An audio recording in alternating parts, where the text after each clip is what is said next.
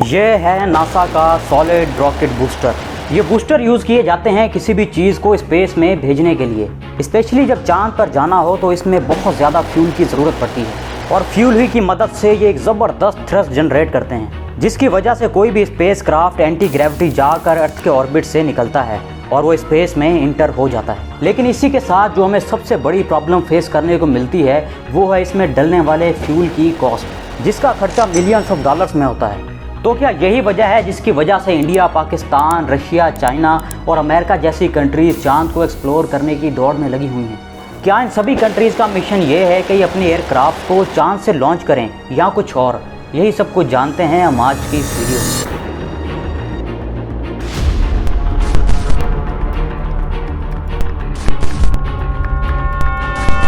देखिए, जब से इंसान ने चांद के बारे में जानना शुरू किया है तब से लेकर आज तक टोटल 142 मून मिशंस किए जा चुके हैं। इसरो ने चंद्रयान 2 मिशन लॉन्च किया था जो कि फेल हो गया। फिर उसके बाद चंद्रयान 3 लॉन्च किया गया। इसी तरह अभी पाकिस्तान ने भी अपना पहला moon lunar orbit mission launch किया है चाइना की मदद से।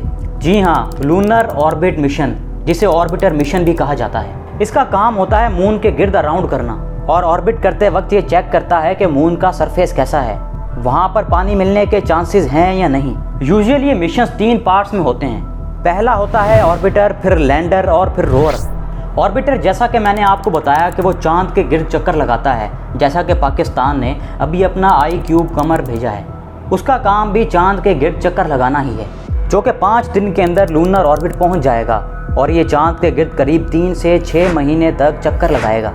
फिर आता है लैंडर, जो कि चांद पर जाकर लैंड करता है। और लास्ट में रोवर, जो कि लैंडर से ही निकलता है और आगे ट्रैवल करता है। इससे हम चांद में मौजूद मिनरल्स को भी कलेक्ट कर सकते हैं और यही काम चाइना कर रहा है अपने चैंगे 6 मिशन में। इसी तरह नासा का आर्टेमिस 2026 मिशन एस्ट्रोनॉट्स को चांद पर ले जाएगा और फिर वहां से मार्स पर, जो कि एक बहुत ही इंटरेस्टिंग मिशन होने वाला है। इसके बारे में हम डिटेल से वीडियो बनाएंगे, तो सब्सक्राइब। 2023 में रशिया ने भी 47 सालों बाद अपने मून मिशन का फिर से शुरुआत की है। दोस्तों, अगर शुरुआत की बात करें तो दुनिया का जो पहला मून मिशन किया गया था वो 1958 में था। ऑफ कोर्स उसका चांद पर कोई खोज करने का तो मकसद नहीं था। इसका बड़ा सिंपल सा मकसद था चांद की कुछ फोटोज क्लिक करना और छोटी मोटी डिटेल्स लेना। इसीलिए इसमें कुछ गिने चुने ही इक्विपमेंट्स रखे गए थे। एक मैग्नोमीटर था जिसका काम था चांद की मैग्नेटिक फील्ड का पता लगाना, और एक डायफ्राम था जिसका काम था माइक्रोमेट्रॉइड्स के साउंड्स और वाइब्रेशन को कैप्चर करना। माइक्रोमेट्रॉइड्स बेसिकली ऐसे मेट्रॉइड्स होते हैं जो कि एक रेत के दाने से भी बहुत छोटे होते हैं और ये हमारी अर्थ के एटमॉस्फेयर में एंटर होते वक्त जलते नहीं हैं। और यहाँ एक फैक्ट की बात कि ऐसे मिलियंस ऑफ माइक्रोमेट्रॉइड्स अर्थ पर गिरते रहते हैं। और इस मिशन में जो तीसरा इक्विपमेंट रखा गया था वो था टेलीविजन कैमरा, जिसका मेनली काम था चांद के उस साइड की फोटो क्लिक करना जिसे हम जमीन से कभी नहीं देख सकते, जिसे the dark side of the moon भी कहा जाता है। लेकिन अनफॉर्चुनेटली ये मिशन बहुत बुरी तरह से फेल हो गया था। लॉन्च के सिर्फ 4 मिनट बाद ही ये एक्सप्लोड कर गया। इस मिशन का नाम पायोनियर या फिर पायोनियर 1 रखा जाना था, लेकिन क्योंकि ये फेल हो गया इसलिए इसका नाम पायोनियर 0 रख दिया गया। दोस्तों, इस मिशन के बाद बहुत सारे और भी मून मिशंस किए गए जो कि सब फेल ही होते जा रहे थे। लेकिन फाइनली 1952 में सोवियत यूनियन का लूनर 2 मिशन पहला ऐसा मून मिशन बन जाता है जो सक्सेसफुली चांद की ज़मीन पर लैंड करता है। दोस्तों, इन सभी चीज़ों को देखकर आपके दिमाग में ये सवाल तो ज़रूर आया होगा कि आखिर ये सभी कंट्रीज चांद को लेकर इतने पागल क्यों हैं? हर कोई चांद पर क्यों जाना चाहता है? तो इसकी पहली रीजंस है चांद पर एस्ट्रोनॉट्स के रहने के लिए बेसिस बनाना। लेकिन आखिर एस्ट्रोनॉट्स को चांद पर भेजने से हमें फ़ायदा क्या होगा? तो बेसिकली चांद से कम पैसों में ज़्यादा मिशन किए जा सकते हैं। चलिए एग्जाम्पल से समझते हैं। एक स्पेस क्राफ्ट हमारी ज़मीन से लॉन्च होता है तो उसमें बहुत सारे बूस्टर्स लगे होते हैं। बहुत ज़्यादा फ्यूल भरा जाता है ताकि वो अर्थ की ग्रेविटी को एस्केप करके स्पेस में जा सके। जैसा कि अगर हम इसरो की चंद्रयान 3 की बात करें तो उसमें यूज़ किए गए LVM-3 रॉकेट्स, जिसमें ये 2 पावरफुल बूस्टर्स लगे थे, जिसमें 260 टन फ्यूल का यूज़ भी किया गया था, जो कि सिर्फ 127 सेकंड्स में जलकर ख़त्म हो गए थे। लेकिन इन्हीं 2 मिनट्स में इसने इतना ज़्यादा थ्रस्ट जनरेट किया जिससे रॉकेट अर्थ की ग्रेविटी को एस्केप करके ऑर्बिट में पहुंच गया। क्योंकि दोस्तों अर्थ की ग्रेविटी ज़्यादा है, इसी वजह से बहुत ज़्यादा पैसे खर्च किए जाते हैं इन बूस्टर्स को बनाने के लिए और फ्यूल का खर्चा अलग। पर अगर यही रॉकेट चांद से लॉन्च होता है तो यहाँ ज़मीन पर इसने 260 टन फ्यूल का इस्तेमाल किया था, वहीं चांद पर सिर्फ 35 टन ही फ्यूल्स डालने की ज़रूरत पड़ेगी, क्योंकि चांद की ग्रेविटी हमारी अर्थ से 6 गुना कम है।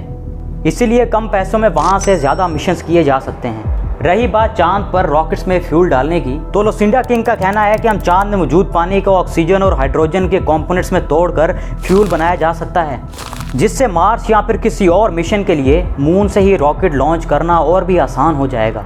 दूसरी जो रीज़न है वो है चांद में मौजूद हीलियम 3 के आइसोटॉप्स को एक्सट्रैक्ट करना। हीलियम 3 बहुत ही ज़रूरी फ्यूल है हमारे न्यूक्लियर प्रोग्राम के लिए, जो कि अर्थ पर काफ़ी रेयर है, लेकिन चांद पर यह कई ज़्यादा क्वांटिटी में मौजूद है। यहाँ पर एक सवाल पैदा होता है कि अगर चांद पर इतना ज़्यादा हीलियम 3 मौजूद है तो ये सारे कंट्रीज़ मिलकर चांद पर कब्जा क्यों नहीं कर लेते? तो बेसिकली ऐसा कोई भी मुल्क नहीं कर सकता।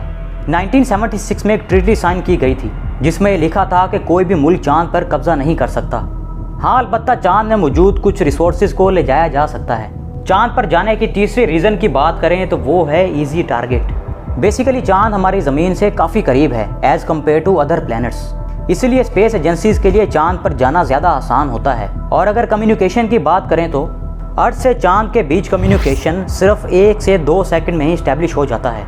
वहीं पर अगर मार्स से अर्थ की बात करें तो ये घंटों भी लग सकते हैं। और क्योंकि चांद पर ग्रेविटी कम है, एटमॉस्फेयर भी नहीं है, इसलिए यहाँ पर लैंडर्स और रोवर्स के लिए रिसर्च करना बहुत आसान होता है। यही वजह है कि 6 अपोलो मिशन के दौरान 1969 से 72 तक 382 किलोग्राम के सैंपल्स आसानी से चांद से अर्थ पर लाए गए थे।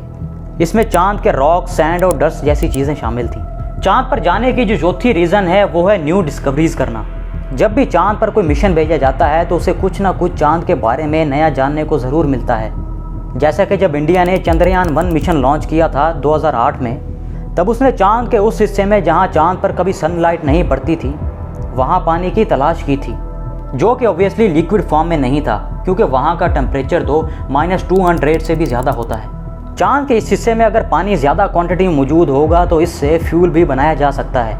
और जब चांद पर एस्ट्रोनॉट्स के रहने की बात आती है तो इसे पीने के लिए भी यूज़ किया जा सकता है और यह हमारे फ्यूचर मिशंस के लिए भी बहुत बेनिफिशियल साबित हो सकता है। चांद पर जाने की लास्ट रीज़न की बात करें तो वो है हमारी एग्जिस्टेंस के बारे में जानना, यानी कि हमारी अर्थ के फॉर्मेशन के बारे में जानना। ये जानना कि हमारी अर्थ में और सोलर सिस्टम में आखिर कब और कैसे बने। आप ये जानकर शायद हैरान हो जाओ कि अपोलो 6 मिशन से पहले हम ये नहीं जानते थे कि हमारी अर्थ कैसे बनी होगी। अपोलो मिशन के बाद जब चांद से रॉक्स वगैरह लाए गए और रिसर्चर्स ने इन पर स्टडी की, तब जाके पता चला कि आज से करीब 4 से 5 बिलियन साल पहले गैस और डस्ट ग्रेविटी की वजह से कंप्रेस होकर एक प्लैनेट टाइप कुछ बन गए थे। फिर मार्स जैसे प्लैनेट के बड़े साइज ने आकर टकराव किया और वही टुकड़े एक चांद बन गया और बाकी अर्थ। लेकिन अगर हम चांद की और डीप स्टडी करेंगे तो हमें अपने सोलर सिस्टम और फॉर्मेशन के बारे में और डिटेल से जान पाएंगे। तो दोस्तों, ये थी सारी रीजंस। अगर आपको मेरी ये वीडियो पसंद आई हो तो आप मेरी ये वीडियो भी जाकर ज़रूर देखिएगा, जिसमें मैंने पाकिस्तानी स्पेस एजेंसी और इंडियन स्पेस एजेंसी का कंपैरिजन किया है।